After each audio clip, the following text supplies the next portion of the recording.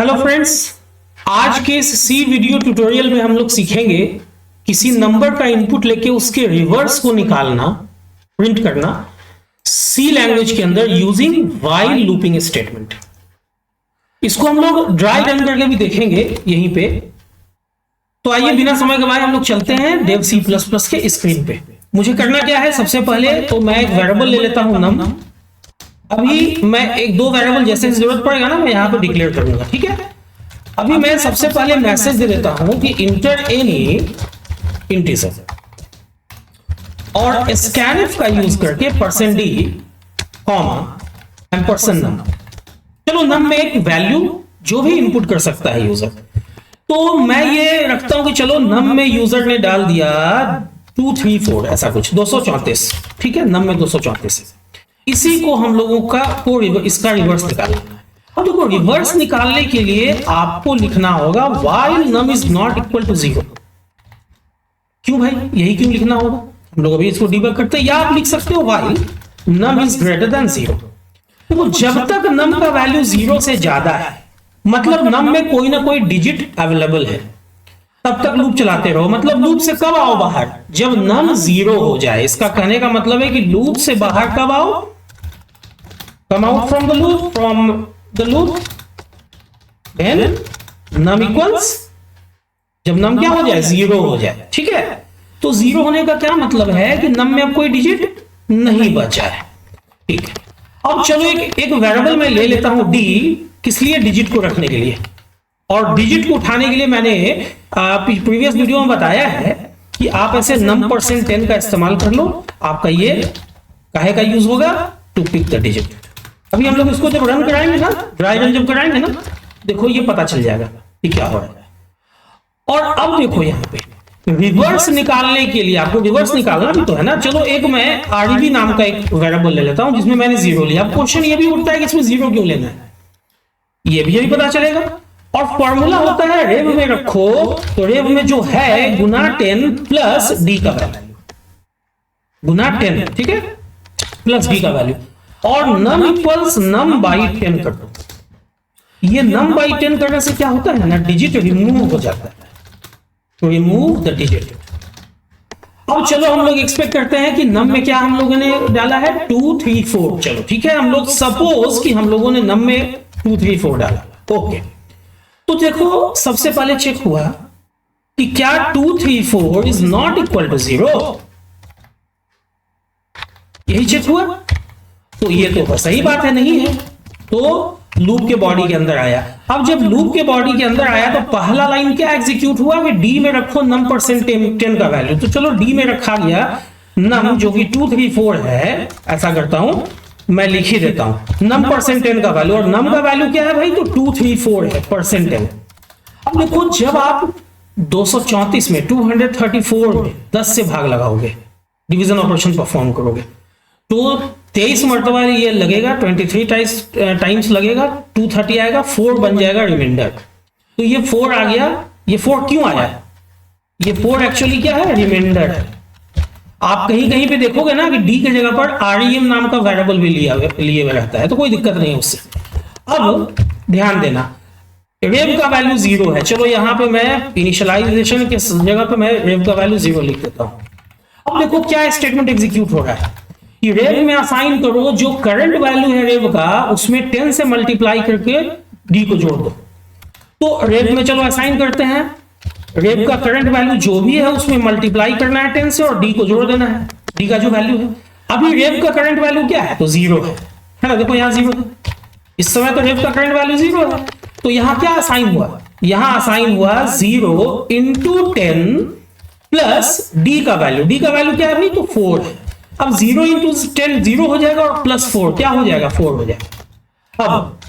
अब देखो अपने पास ये थर्ड लाइन एग्जीक्यूट हो रहा है, num equals num by 10, num equals num by 10।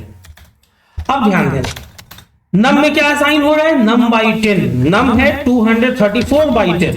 इसका रिजल्ट आना चाहिए 23.4, लेकिन 23 ही ना असाइन हो पाएगा, चूंकि नम जो है दो चीज है। एक तो नम आईएनटी वैल्यू ही रख सकता है, और दूसरा नियम है कि जब भी दो इंटीजर के बीच अरिथमेटिकल प्रोसेसिंग होता है तो रिजल्ट ऑलवेज इंटीजर आता है।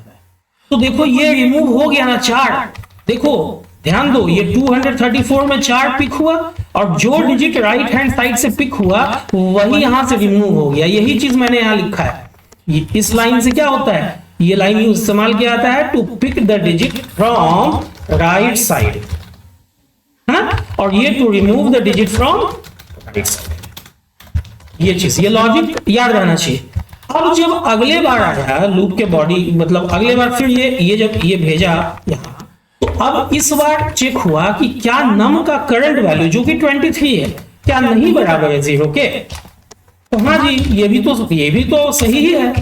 तो इस बार फिर से ये तीनों लाइन एग्जीक्यूट होगा, क्योंकि लूप के अंदर यही 3 लाइन लिखा हुआ है, लेकिन इस बार वैल्यू चेंज हुआ रहेगा नम का। 234 की जगह 23 रहेगा, तो 10 गुना 20, 3 बचेगा रिमाइंडर।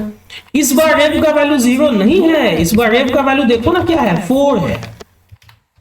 तो यहां पे ये 4 हो जाएगा, 4 इंटू 10, और प्लस डी का वैल्यू 3 है, तो ये हो जाएगा 40 प्लस 3 43। और नम इक्वल्स नम बाई 10 होगा, नम का वैल्यू 23 है, तो मैथमेटिकली 2.3 आना चाहिए, लेकिन क्या आएगा यहां पे 2 आएगा। अब जब चेक होगा कि क्या 2 नहीं बराबर है 0 के, ये भी बात सही है, ये भी चीज सही है कि 2 नहीं है बराबर 0 के, तो अगेन ये लाइन एग्जीक्यूट हुआ, लेकिन इस बार 23 थोड़े है, 2 है। अब देखो यहां 10 से डिवीजन ऑपरेशन 2 में परफॉर्म हो रहा है, जो कि छोटा है, 10 से छोटा कुछ भी रहेगा वही आएगा, नंबर 2 आ जाएगा। अब रेव का वैल्यू अभी 43 है, तो 43 इंटू 10 प्लस डी का करंट वैल्यू, मतलब कि 430 प्लस 2, तो ये हो गया 432। और नम इक्वल्स नम बाई 10 होगा, 2/10 होगा, मैथमेटिकली तो ये आना चाहिए 0.2, लेकिन 0 आएगा। अब अगले दफा चेक होगा कि क्या 0 नहीं बराबर है 0 के। नहीं भाई, ये तो बराबर है, तो ये तो कंडीशन फॉल्स हो गया, तो फॉल्स हो गया तो आउट ऑफ द लूप चला गया। अब बाहर आने के बाद हम लोग यहां प्रिंट कर देते हैं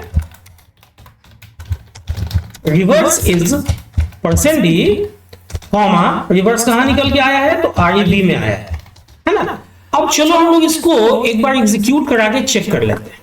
इसी नंबर के लिए कर लो या किसी दूसरे नंबर के लिए कर लो, क्या फर्क पड़ता है। ये तो हम लोगों ने ड्राई रन करने के लिए 234 लिया, सपोज हमने डाला 245 इंटर, देख लो 542 आ रहा है ना। लेकिन अब कभी कभी मैसेज में देता है ना कि आप ऐसा प्रिंट करो, रिवर्स ऑफ जो भी ओरिजिनल नंबर इज इतना। अब अगर आप यहां नम यूज करते हो तो देखो हम लोगों ने यहां जो डिबग किया, नम का वैल्यू तो क्या हो जाएगा, 0 हो जाएगा। क्यों? क्योंकि ये तो जब लूप में चला तो नम तो अपने आप को सैक्रिफाइस कर ही ना दिया, नम का वैल्यू तो डिजिट हटते हटते 0 हो ही जाएगा।